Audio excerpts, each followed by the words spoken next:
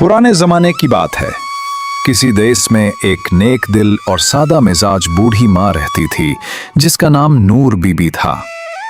उसके दो बेटों ने उसकी जिंदगी के रन भरे थे।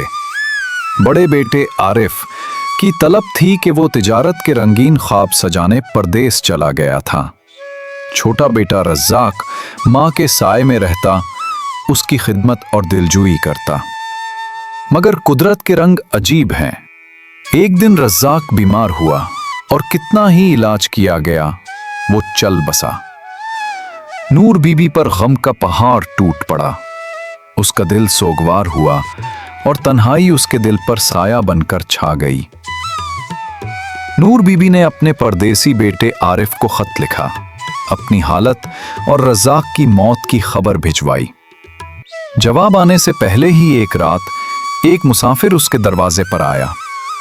उसने कहा, अम्मा, मैं दूर देश से आया हूं, थक कर चोर हो चुका हूं। रात गहरी हो रही है, अगर इजाजत हो तो आपके घर रात गुजार लूं। नूर बीबी, जिसका दिल सादा और रूह साफ थी, बोली, बेटा, ये दरवाजा तो हमेशा खुला है। आ जा बेटा, क्या हर्ज है, रात ही तो गुजारनी है, घर तो ना उठा ले जाएगा। वैसे कहां से आए हो? मुसाफिर ने जवाब दिया, अम्मा, मैं दूसरी दुनिया से आ रहा हूं।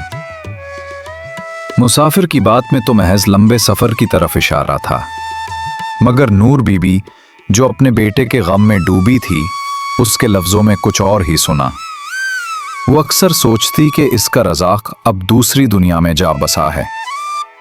उसने मुसाफिर को गहरी नजरों से देखा और पूछा, बेटा, क्या तुम वाकई दूसरी दुनिया से आए हो?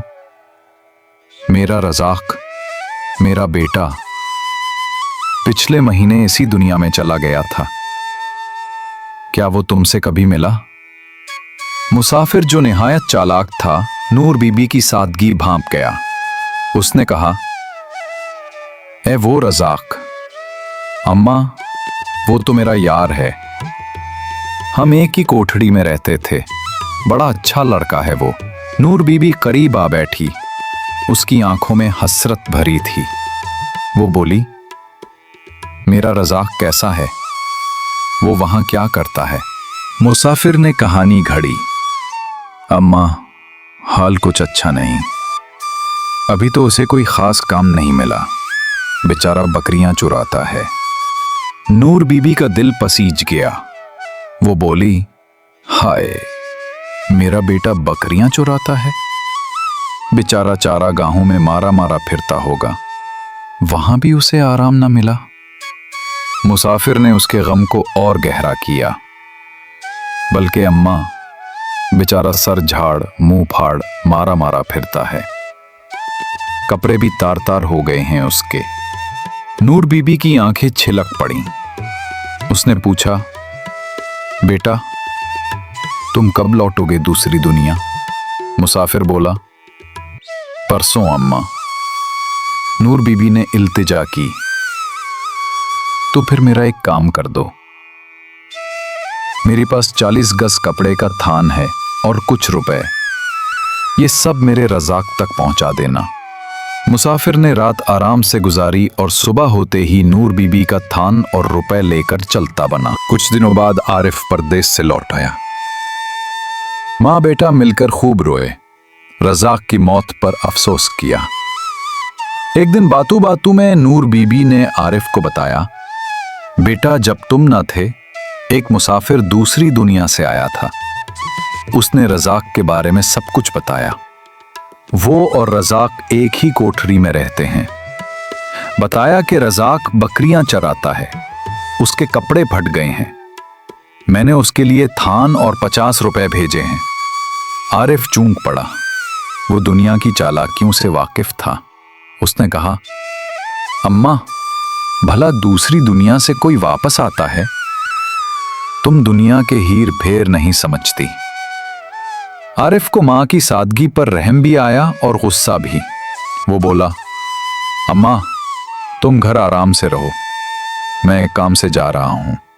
आरिफ ने दिल में ठान ली कि वो तब तक घर ना लौटेगा जब तक उसे अपनी मां से बढ़कर कोई सादा दिल ना मिल जाए और उस नुकसान को पूरा ना कर ले। वो नाक की सीध में चल पड़ा। दूर एक गांव नजर आया। वो इसी तरफ बढ़ा। गांव के बाहर एक जमींदार की हवेली के पास पहुंचा तो देखा कि एक मोटी ताजी बकरी बंधी है। उसके 3 खूबसूरत मेमने पास बैठे हैं। आरिफ जमीन पर बैठ गया और बकरी को झुक झुक कर सलाम करने लगा। हवेली की खिड़की से जमींदार की बीवी ये तमाशा देख रही थी। उसने नौकरानी से कहा, जा देख ये शख्स हमारी बकरी को क्यों सलाम कर रहा है। नौकरानी ने पूछा, ऐ भले आदमी, ये बकरी तुम्हारी क्या लगती है कि तुम उसे यूं सलाम कर रहे हो। आरिफ ने जवाब दिया, ऐ बीबी, इसी की तलाश में तो मैं मारा मारा फिर रहा था। ये मेरी बीवी की रिश्तेदार है। कल मेरे लड़के की शादी है। सब रिश्तेदारों को दावत दी जा चुकी है, बस उसी का पता ना चल रहा था।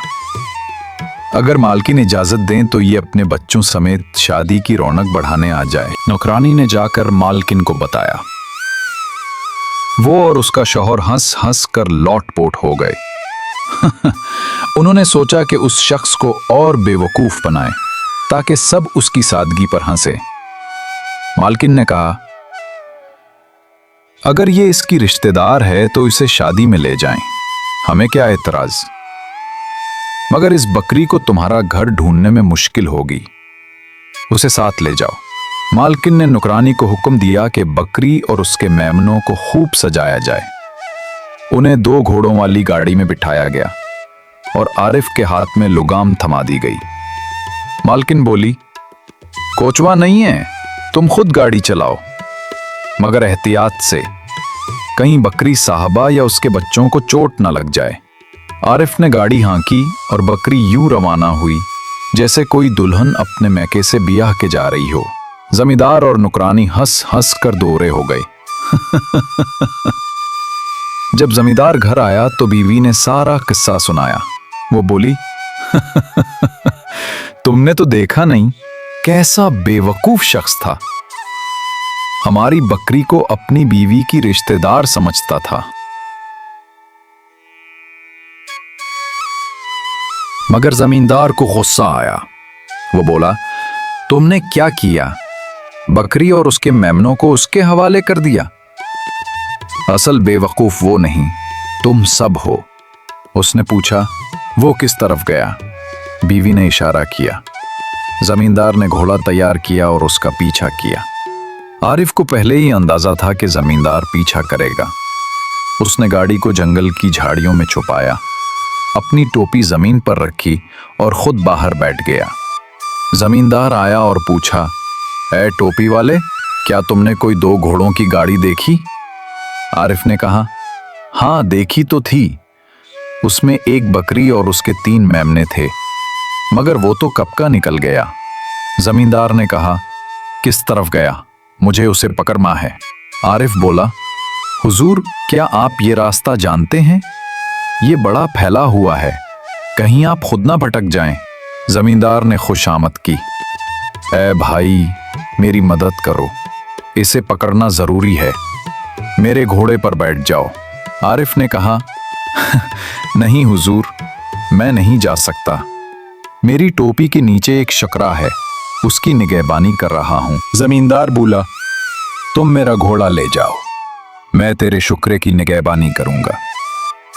आरिफ ने कहा, यह बहुत कीमती शुक्रा है, अगर ये उड़ गया तो मेरा मालिक मुझे कच्चा चबा जाएगा। जमींदार ने पूछा, इसकी कीमत क्या होगी? आरिफ बोला, यही कोई 100 रुपए की। जमींदार ने कहा, अगर ये खो गया तो मैं तुम्हें 100 रुपए दूंगा। आरिफ ने कहा, नहीं हुजूर, ज़बानी जमा खर्च से काम नहीं चलेगा। जमींदार ने जेब से 100 रुपए निकालकर आरिफ को दिए। आरिफ ने रुपए जेब में डाले, जमींदार का घोड़ा लिया और चलता बना। जमींदार खाली टोपी की निगहबानी करता रहा।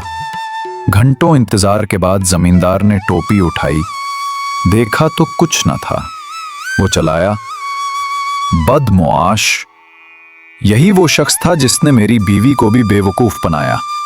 नफरत से उसने जमीन पर थूका और घर की तरफ लौट गया।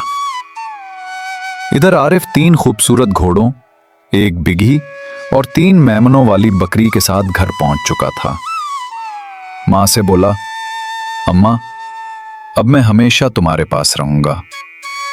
मैं समझता था कि तुम ही सादा हो, मगर दुनिया में तुमसे भी ज्यादा सादा लोग मौजूद हैं।